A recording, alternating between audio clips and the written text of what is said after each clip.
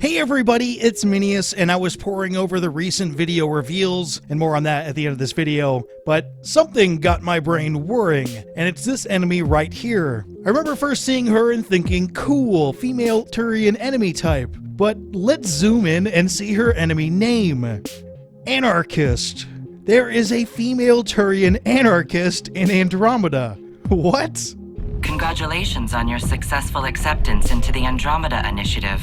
So, there's supposed to be a selection process for this thing, right? Shouldn't the unsavory characters be weeded out?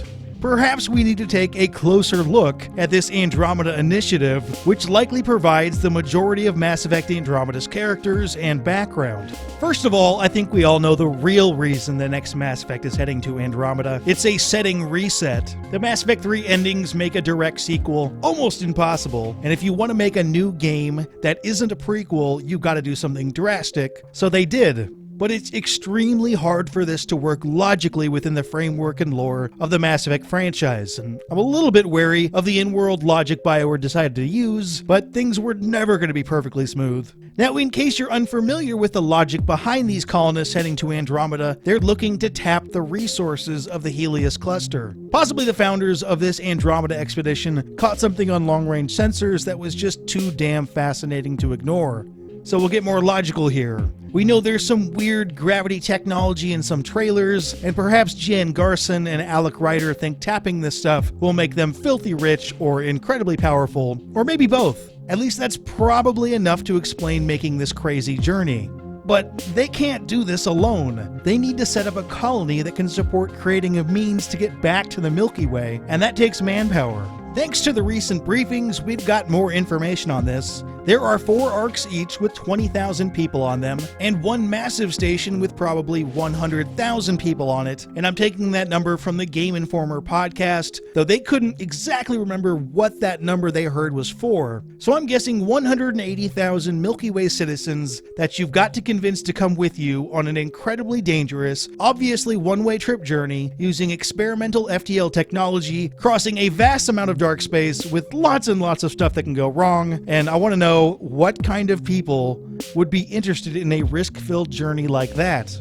Certainly nobody living the good life, that's for sure. You'd be recruiting from people who really don't like their situation at all, people that don't have any better options. You'd probably get a good number of people who can't find work, or might be running from the law, or debt, or criminal groups, and you'd almost certainly get a number of crazies mixed in with them. So you've got corrupt officers. Congratulations on your successful acceptance into the Andromeda initiative. Pathetic security personnel. Congratulations on your successful acceptance into the Andromeda initiative. And yes, anarchists.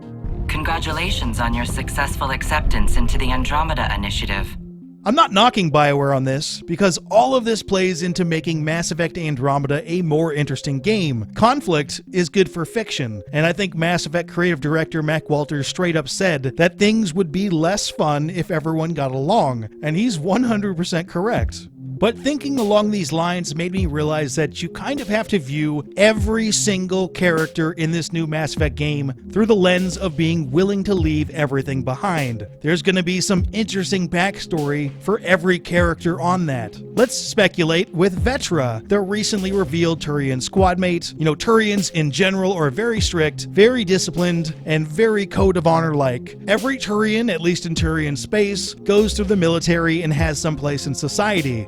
So why is Vetra in Andromeda? Well, perhaps she doesn't like authority or fitting into the cookie-cutter Turian society. Maybe she didn't get along with her military unit and was kicked out. Maybe she's a former gang member or something on the run. There's going to be an interesting backstory here, especially to those of us who really love the Mass Effect Milky Way setting. A better example of this might be the Asari PB. Of course, now we know a lot more about her. She's an Asari, but goes against everything the Asari stand for. She isn't elegant or polite, she disdains social norms, she doesn't even like her real name and goes with the shortened PB. And it's not difficult to see someone like this being an outcast in their own society, and therefore being interested in heading off on a crazy one-way journey to another galaxy.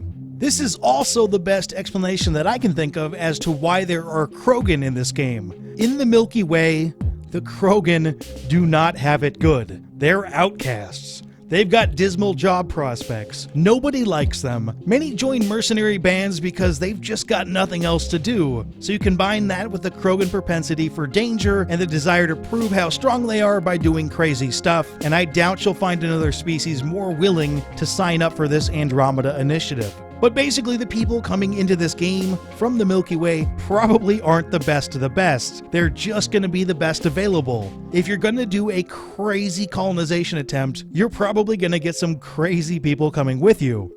Greetings and welcome, recruits. And as a fan of the Mass Effect universe, I find the reasoning behind these characters heading there fascinating. And we're going to get a really good look at the background and motivations of these characters, probably even before the game comes out. Currently scheduled for March 28th, the first Mass Effect Andromeda novel, Nexus Uprising by Jason Huff and Casey Alexander, is set to release, and is supposed to get into the internal conflict on the massive Nexus ship and explain why this character, Sloane Kelly, was kicked off the station and is now running her little outlaw criminal whatever faction.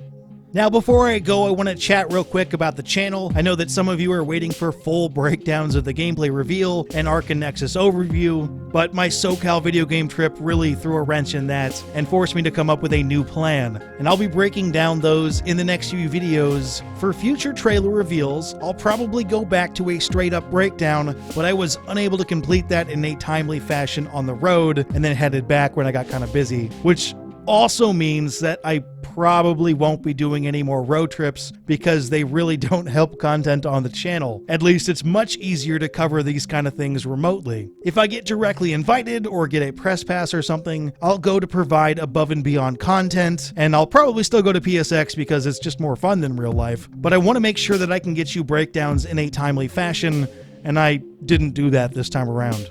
Along those lines, instead of doing instant news updates on this channel, I'll probably be focusing more on features and large news recap videos, like this one and the last couple of my videos, because, well, they're more fun to do and they appear to be more interesting to you. This also means I'll be dipping back into lore much sooner than I intended, which I know a number of you have been asking for. So let me know what you think of this new plan, as well as what kind of videos you'd like from me in the comments section below. And if you like this video, please give it a like. It really helps out the channel. Keep an eye on MiniSGC for more Mass Effect videos. But for now, I should go.